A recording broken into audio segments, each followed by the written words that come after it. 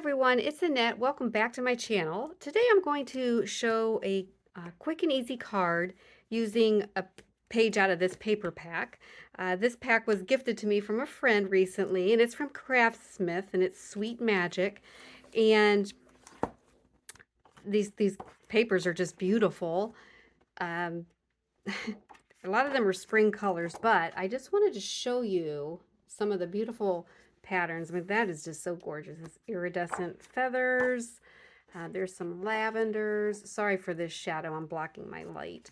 But this is particularly fun. I'm going to make some birthday cards from that. But as I was leafing through this, I did find a page here, right here. And I'm going to show you how to make a card using this particular page. I've already torn it out. There's two of each in this pad. So I've torn one of these out and I did a mystery cut on this. And if you're not familiar with mystery cut, if you go back to some of my earlier videos, I have a video on mystery cut. But basically, a mystery cut is you're taking the 12 by 12 piece of paper, flipping it over, and cutting it at specific intervals, and whatever you get, and you flip it over, and that's your design. But this was kind of a no-brainer with this pattern because they're all very similar. But when you have a busy pattern or a scenic pattern, the mystery cut's a lot of fun because as you're cutting it from the blank side, you really don't know what you're getting until you flip it over, and that's kind of the fun of the mystery cut. But when you do the mystery cut, you end up with 6 panels that measure 4 inches across by 5.5. And so you can make 6 cards out of this. So we are going to pick one of these today, and I think I'm going to go with, I want to stamp some trees on it. I kind of like this because this one has a little bit of like a bokeh effect with the faded circles here. So I'm going to use this panel, although all of them would work for this technique. And we'll set these aside. So I'm just going to take my panel and just secure it with some low impact tape on the back so it doesn't move. And I'm not even sure if I actually needed to do that. Usually I'm blending on here, but I'm going to be stamping. So what I'm going to be doing is I'm going to stamp this stamp from Momenta, and it's just a grouping of pine trees, and I really like it. This picture really shows what it's going to look like, but isn't that cool? And then what we'll do is we'll stamp it on the panel, and I have a greeting that I may or may not use, and then we'll do some ink splatting, of course, to make it look like it's snowing. So let's go ahead and get out the Misti. We don't need to tape that down. So we're going to get this out. I think I'll put it in this way. And I have a waffle flower grip mat here, and it's just a photopolymer material, and it helps hold the cardstock down. And yeah, let's go this way. So we're going to put it down in the middle and tack it down. And I'm also, just for good measure, where's my mint tape? I'm going to use some mint tape and tape the bottom down. I really, if this sticks to the stamp when I pull up the door, I really don't want this panel to move in case I have to stamp it again. Okay, so we're just going to lay the stamp down, just like, I think like that will be good. Get it right down in there. And then now that I have it placed, I can kind of turn the Misti this way. Well, didn't pick it up. Okay, so that might be a problem, but let's see. I don't practice these ahead of time, so let's see what we get. So I'm just pressing this down to make sure it stays down. And then I'm going to ink it up with Ginakdesigns Dark Spruce. This is a premium water-based dye ink, which is nice because it will clean up with water. And we're just going to give it a good inking. Sometimes I kind of twirl it or twist it just to get some ink down and then pat it. Okay. set that down. Let me get this paper out of the way. I don't really need it. And we'll just give this a good press.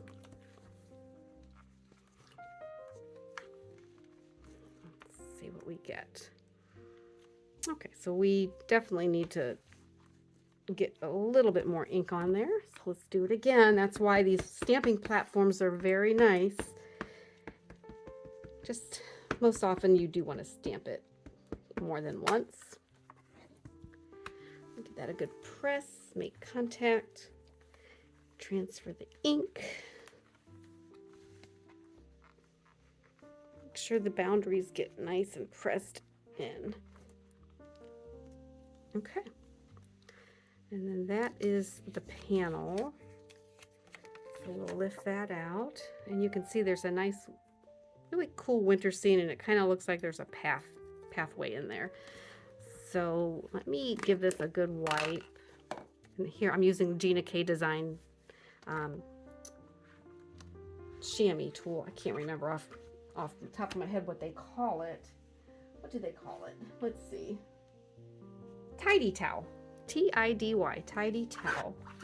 And all you do is dampen it with water, and it's textured. They're really nice. It kind of feels like a chamois, but the texture gets the ink off, and you just keep it damp.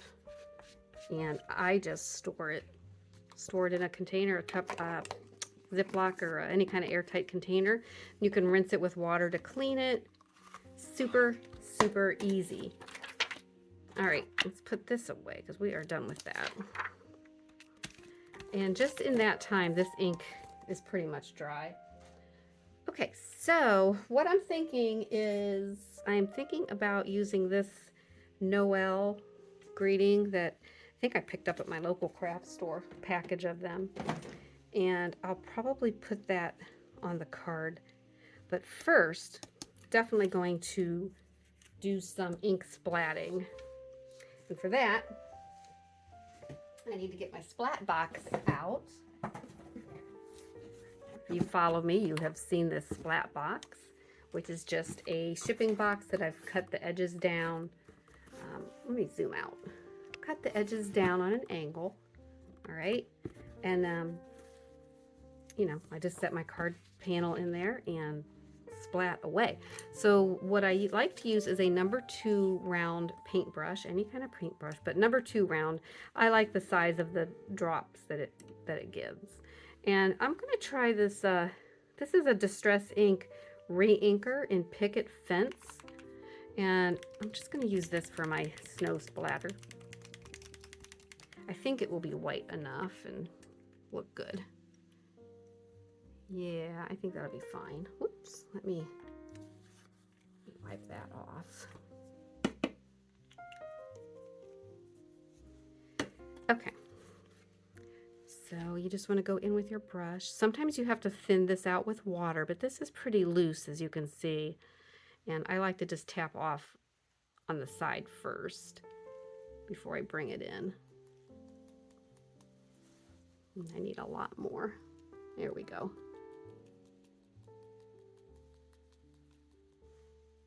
I kind of want it heavier on top.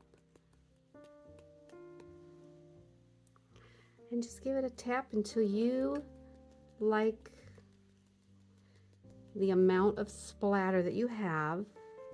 And then you can stop. And you can put larger, you know, larger splats. Sometimes snowflakes are larger than others. It's all good. I think I like that. And there you can see these snowflakes. I hope you can see that. So we want that to just dry for just a second. And while that's drying, I'm going to go ahead and move that aside. And let's see here. Get this sprayed down. And just clean off the brush. And give this a nice wipe.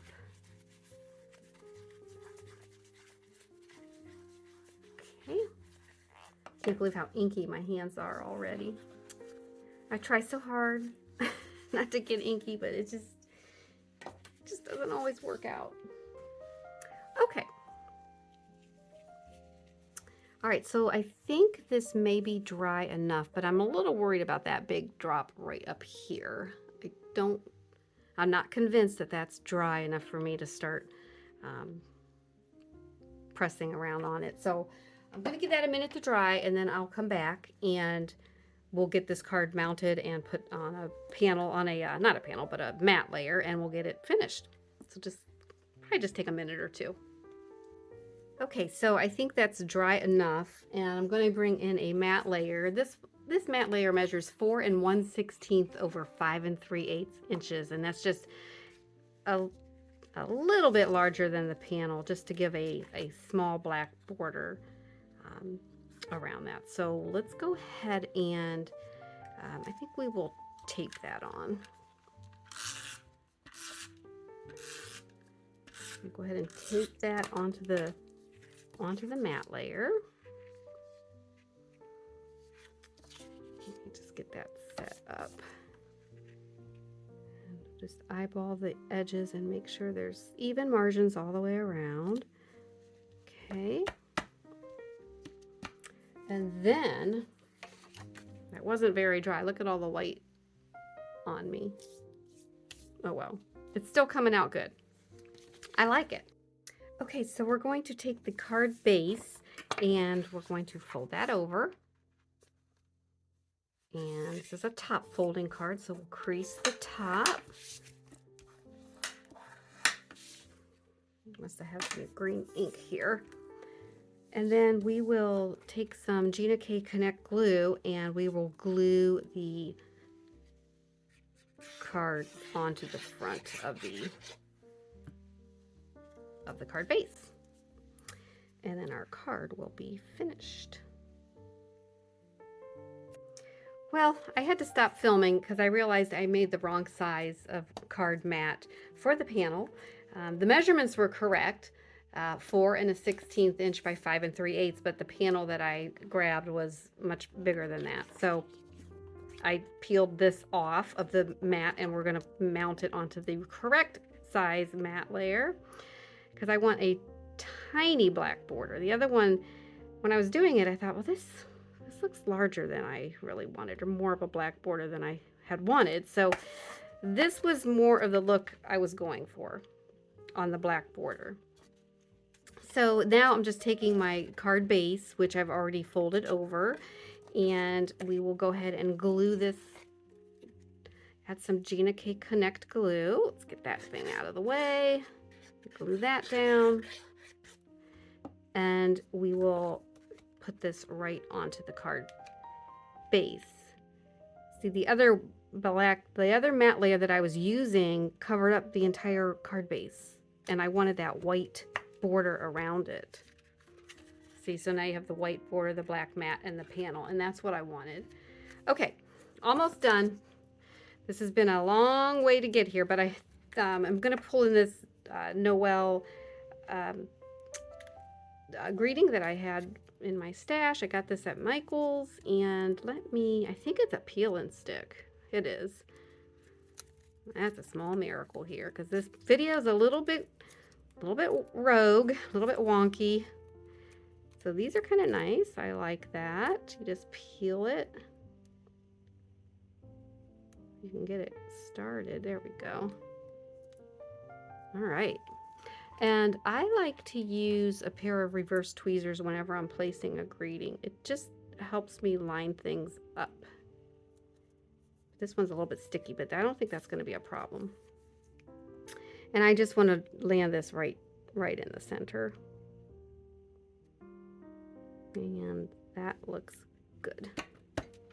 And there you have it. A quick and easy card. A nice little winter scene with some snow falling. And that's it. Thanks for joining me today. It was a little bumpy, but we got to the end, and that's all that matters. We made our goal. So I hope you join me next week for another video every Wednesday at 1 p.m. Eastern. And until then, make it a great day.